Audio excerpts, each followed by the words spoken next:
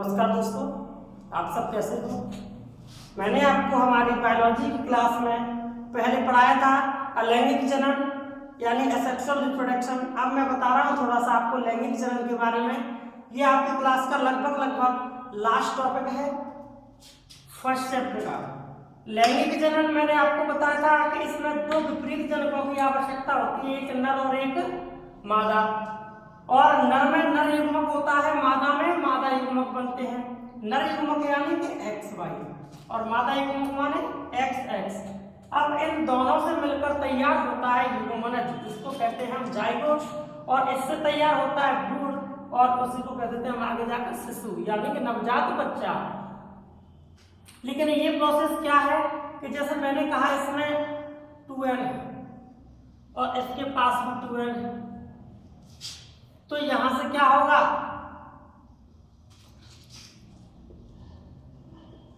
एक n इधर आ जाएगा, एक n इधर से इधर आ जाएगा, तो इसके पास भी 2n हो जाएगा। यानी कि जो क्षमता इन दोनों में थी जनन करने की, वो क्षमता इनमें भी है कि ये एक अपने लिए अपनी संतान पैदा कर सकते हैं। क्योंकि मैंने आपको बताया था पहले में कि 46 गुणसूत्र होते हैं, 23 में डिवाइडेशन होता है, और इधर भी 46 होता है जिनका भी 23 और 23 में डिवाइडेशन होता है। 23 इधर से आते हैं और 23 इधर से, तो यहाँ पे अपने 46 हो जाते हैं, यानी कि 23 जोड़े गुणसूत्र हो जाते हैं। और इससे आगे मैं आपको बताता हूँ कि ये कौन कौन से होते हैं, एक लिंगी और द्विलिंगी। तो सबसे पहले मैं आपको बताता हूँ कि कुछ जीव ऐसे होते हैं जो द्विलिंगी होते हैं। द्विलिंगी यानी कि जब एक ही प्राणी में नर व मादा भाग एक साथ उपस्थित हो।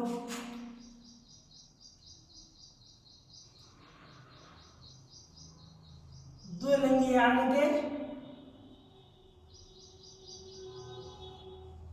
बाइसेक्सुअल, यानी कि जब एक ही प्राणी में नर और मादा भाग उपस्थित हो। जब एक ही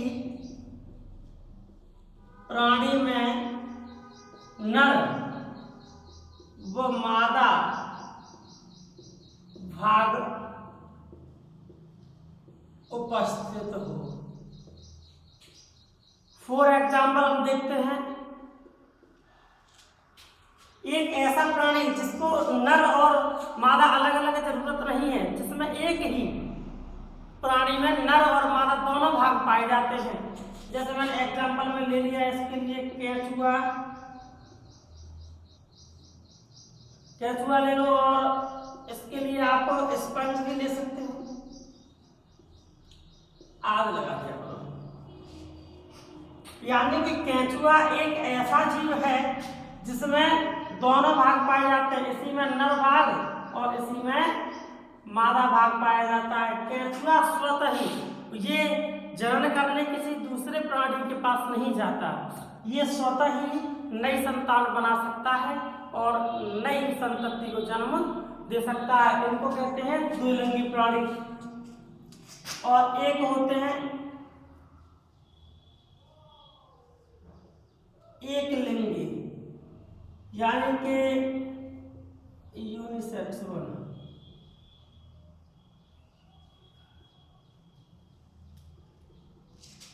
इसमें होता है कि जब नर व मादा भाग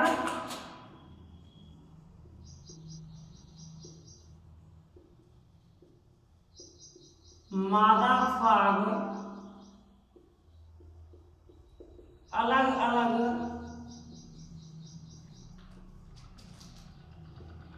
प्राणियों में उपस्थित हो। और एग्जाम्पल इसमें तो आप मनुष्य ले सकते हैं। कैसे कि देखो बच्चों, नर व मादा भाग दोनों अलग अलग प्राणियों में उपस्थित होगा, तो मनुष्य को निषेचन करने के लिए एक नर अलग और मादा की अलग आवश्यकता होती है, तब नर युग्मक और मादा युग्मक दोनों जाकर बना पाते हैं एक जाइगोट यानी एक भ्रूण, और तब जाके एक नई संतति जन्म लेती है। ठीक है, क्लियर हुआ द्विलिंगी और एक लिंगी क्या होता है। इसके बाद निषेचन की विधियां हैं। निषेचन की 3 विधियां हैं। यानी निषेचन में कौन कौन सी घटना होती है, 3 घटनाएं होती हैं। तो मैं इसमें लिखता हूं निषेचन में होने वाली घटनाएं।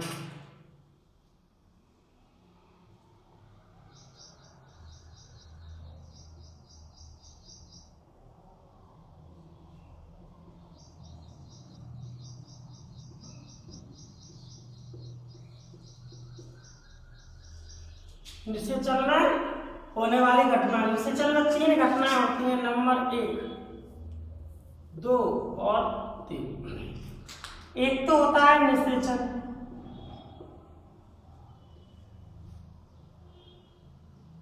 और एक होता है निषेचन से पूर्व की घटना, और तीसरा क्या हो जाएगा, निषेचन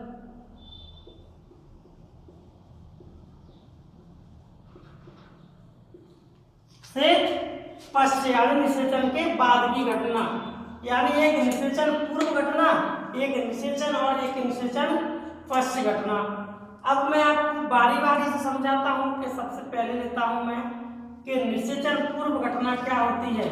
इसके अंतर्गत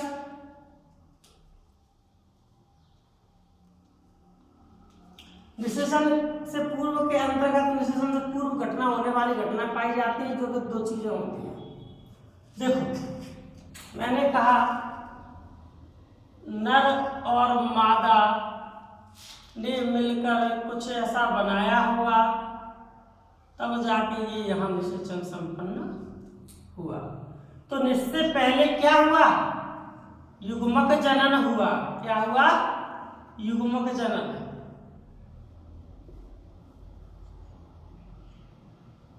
यानी दोनों जगह युग्मक बने, यहाँ नर युग्मक बना, वहां मादा युग्मक बना। यानी निषेचन से भी पूर्व जो घटना होती है उनको अपन कहते हैं निषेचन पूर्व घटना। इसको इंग्लिश में हम कहते हैं फर्टिलाइजेशन।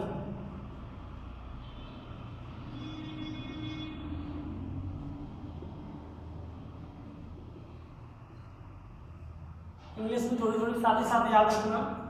अब देखो एक घटना होती है अपनी युग्मक जनन।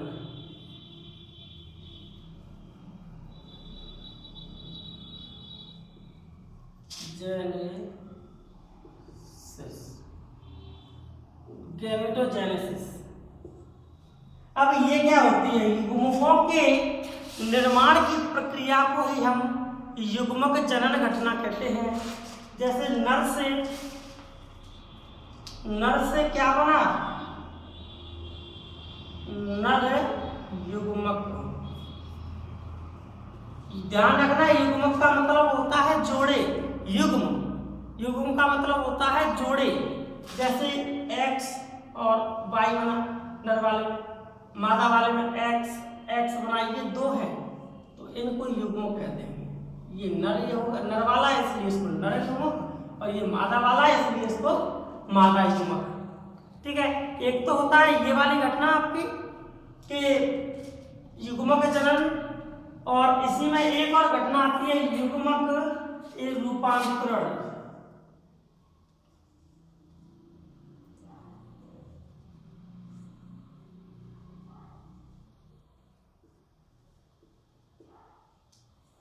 देखो युग्मक रूपांतरण तो अब यहाँ से क्लियर कर लेते हैं कि युग्मक, यहाँ युग्मक जनन हो गया, यहाँ भी युग्मक जनन हो गया, और युग्मक जनन होकर क्या बना, इधर में नर युग्मक बना, इधर में मादा युग्मक बना। अब ये दोनों युग्मक यहाँ से यहाँ तक आएंगे, यहाँ से यहाँ तक रूपांतरित होंगे, आएंगे, उसी को हम कह देते हैं युग्मक रूपांतरित घटना। ठीक है, तो ये हो जाता है आपका निषेचन से पूर्व घटना। और ये हो जाएगा। इसके बाद अब आएंगे फिर सेकंड क्या, निषेचन यानी कि फर्टिलाइजेशन।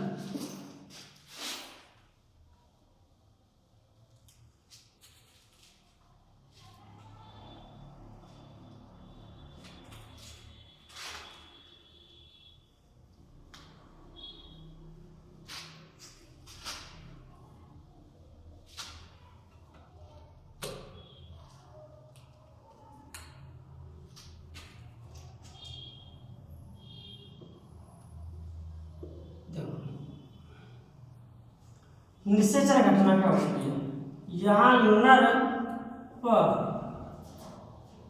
मादा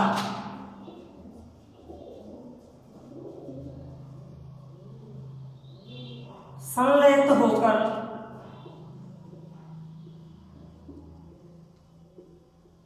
युग्मनज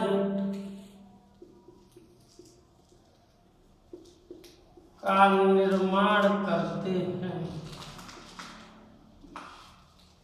ये आपकी हो जाती है निषेचन यानी कि फर्टिलाइजेशन। नर और मादा, नर और मादा दोनों मिलकर युग्मनज बना देते हैं, जाइगोट का निर्माण कर देते हैं। उसी को हम क्या कहते हैं, युग्मनज। यानी कि इसमें परिणाम स्वरूप क्या होता है, द्विगुणित युग्मनज होता है। जैसे द्विगुणित क्यों होगा, क्योंकि इसमें 2n था, इसमें भी 2n। मैं इससे पहले बता चुका हूँ आपको, इसमें एक n आ गया और इसमें एक n आ गया, इसमें दोनों के गुण आ गए, तो ये हो गया आपका द्विगुणित। ठीक है, ये हो जाता है आपका निषेचन। जैसे एक चीज और देख लो आप, मैं इसको थोड़ा सा साफ कर देता हूँ। कुछ मछलियां जो होती हैं ना,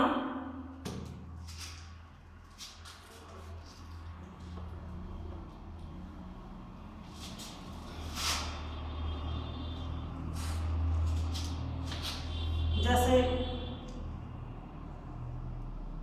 मछली यानी सॉरी मधुमक्खी,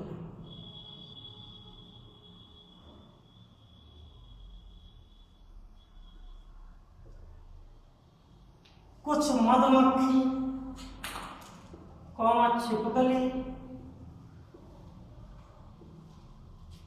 कुछ मधुमक्खी और छिपकली में निषेचन के बिना ही केवल मादा युग्मक से युग्मनज हो जाता है।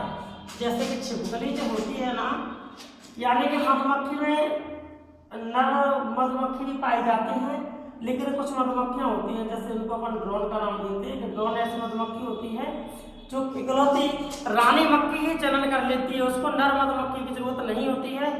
रानी मक्खी अकेली ही स्वतः जनन कर लेती है और एक नई संतति को जन्म देने की क्षमता रखती है।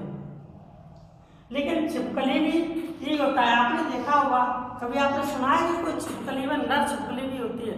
नहीं, छिपकली स्वतः ही जनन कर लेती है। यानी कि इसमें इसका केवल मादा भाग ही, इन दोनों ऐसे के केवल मादा भाग ही जनन करने की क्षमता रखता है, केवल मादा भाग ही जनन करने की क्षमता रखता है। इसे क्या कहते हैं, विशेष ध्यान रखेंगे अपन, जहां केवल मादा भाग जनन करने की क्षमता रखेगा वहां क्या निषेचन नहीं हो रहा, तो उसे कहेंगे क्या,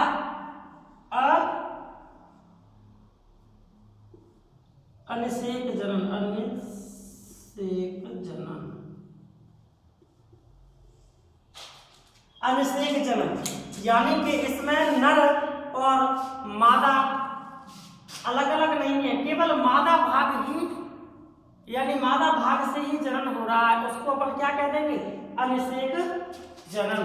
ठीक है, यानी इसको अपन इंग्लिश में कह सकते हैं पार्थेनोजेनेसिस।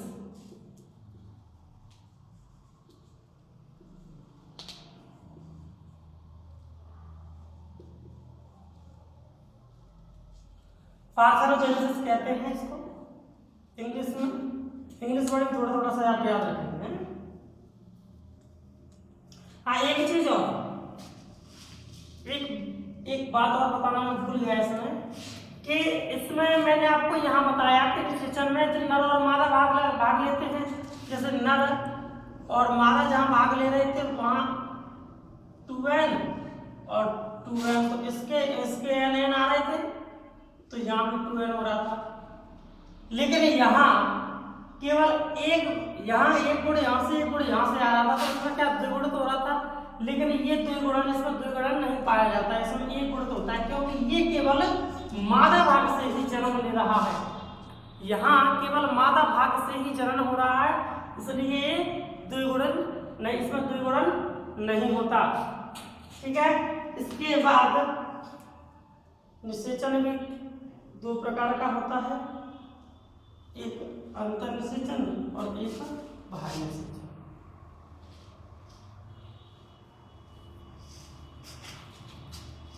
ये सब निषेचन के पश्च की व्याख्या होगी। देखो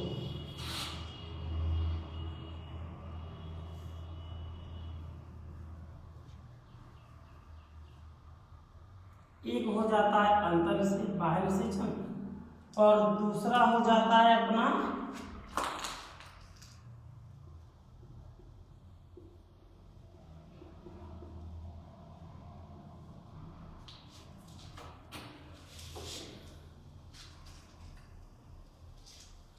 और अंतर निषेचन और बाह्य निषेचन में क्या फर्क है।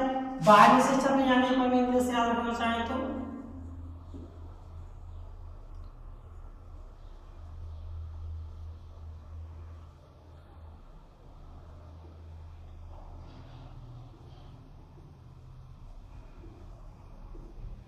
एक्सटर्नल फर्टिलाइजेशन और इसका इंटरनल फर्टिलाइजेशन।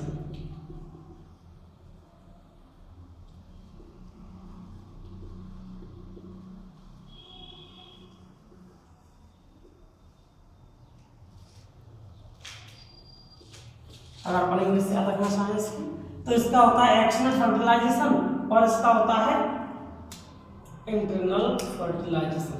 अब देखो, यानी कि बाह्य निषेचन क्या होता है और अंतर निषेचन। बाह्य निषेचन एक ऐसी क्रिया है जो शरीर के, ऐसा निषेचन जो शरीर के बाहर हो, उसको अपन कह देते हैं बाह्य निषेचन। और एक ऐसी क्रिया जो शरीर के अंदर हो, यानी एक ऐसा निषेचन जो शरीर के अंदर हो, उसको हम कहते हैं अंतः निषेचन। तो हम यहाँ लिखेंगे कि शरीर से बाहर होने वाला निषेचन,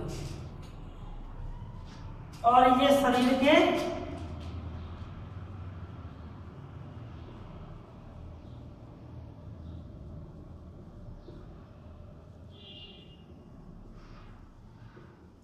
अंदर होने वाला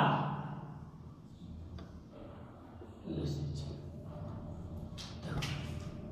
यानी कि एक ऐसा निषेचन जो शरीर के बाहर होता है बाह्य निषेचन, एक ऐसा निषेचन जो शरीर के अंदर होता है वो अंतः निषेचन। ठीक है। और अब देखो किस किस में होता है, मैं इसके एग्जांपल आपको बताता हूँ। अंतर निषेचन का तो आपको पता ही होगा कि ये मनुष्य नहीं होता है। और क्या एग्जांपल आपको, मनुष्य होता है। जैसे ये उभयचर प्राणी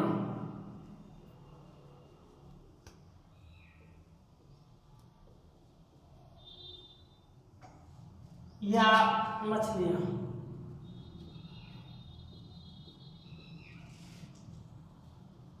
ये उभयचर प्राणी या मछलियां मान के चलो, और इतना ही मान लो आप। मछलियों में यहाँ कैसे जनन होता है कि मछलियां, यानी कि कुछ पहली बात तो ये कि मछलियां स्वतः जनन कर लेती हैं। और जैसे मेढक है, मेढकों का जन्म कैसे होता है, ऐसे मेढक भी आ जाते हैं। मेढकों का जन्म क्या होता है, नर मेढक अपने शुक्राणु बाहर निकाल देता है और उधर से मादा मेढक अपने अंडाणु बाहर निकाल देता है, और ये दोनों मिलकर युग्मनज का निर्माण करते हैं।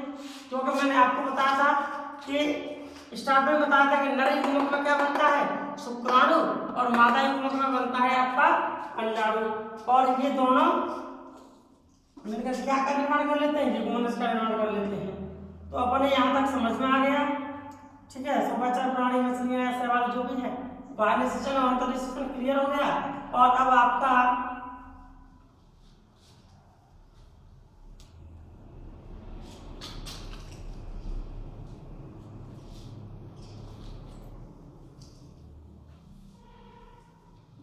एक चीज और याद रखना कि जो युग्मन जो होता है बच्चों, ये समसूत्री होता है,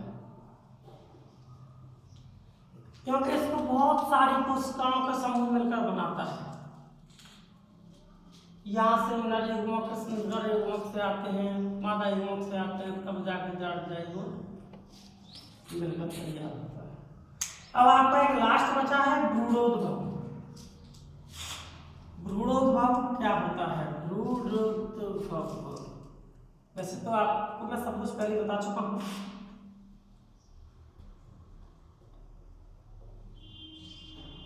इसलिए आप प्रत्येक हेडिंग अच्छे से समझना जरूरी है, तभी जाके आपका पूरा चैप्टर अच्छे से समझ में आएगा। और विश्वास मानिए कि आपने अगर ये बेसिक पढ़ लिया तो आपको एक भी क्वेश्चन रखने की जरूरत नहीं पड़ेगी। जब मैं आपके लिए नोट्स प्रोवाइड करवाऊंगा, नोट्स दूंगा, तब आप एक एक क्वेश्चन इन हेडिंगों से क्लियर कर लोगे। 99% आपको पढ़ने तक की जरूरत नहीं पड़ेगी, केवल देखना है एक बार।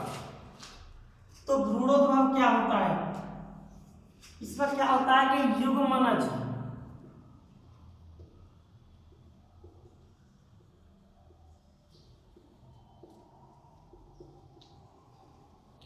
विकसित होकर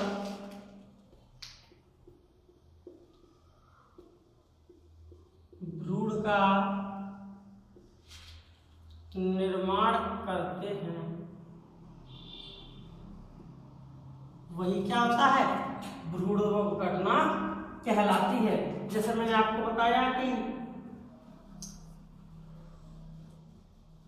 नर युग्मक और मादा युग्मक इससे बना, इसमें क्या बना? शुक्राणु। और इसमें क्या बना? अंडाणु। दोनों ने मिलकर क्या बनाया? जाइगोट। और ये आगे जाकर क्या बना? भ्रूण। तो ये क्लियर हुआ कि भ्रूण का उद्भव कहां से हुआ? जाइगोट के विकसित होने पर। और जाइगोट का शुक्राणु अंडाणु से, शुक्राणु कहां बने? नर युग्मक में। अंडाणु कहां बने? मादा युग्मक में। और नर युग्मक कहां बना? नर में। और मादा युग्मक मादा में। और इसी के साथ आपका ये चैप्टर लगभग समाप्त होता है। अगर इसकी कुछ ओटियां हैं, ओटी टाइप क्वेश्चन है, मैं आपको वो अंत में लास्ट में जो वीडियो डालूंगा उनमें सभी चैप्टरों की ओटियां क्लियर करवा दूंगा। आपको एक भी क्वेश्चन रखने की आवश्यकता नहीं पड़ेगी। फर्स्ट चैप्टर के मैं आपको नोट्स दूंगा, तब आप इनको अच्छे से पढ़ सकते हो और आपको लगभग पूरा याद हो जाएगा। आपको कहीं भी कोई भी समस्या है तो आप मुझसे कमेंट बॉक्स में पूछिए, आपका आंसर तुरंत मिलेगा उसमें। और दोस्तों, हमारे वीडियो को आप ज़्यादा से ज़्यादा सब्सक्राइब और लाइक कीजिए और अपने दोस्तों को शेयर कीजिए। धन्यवाद।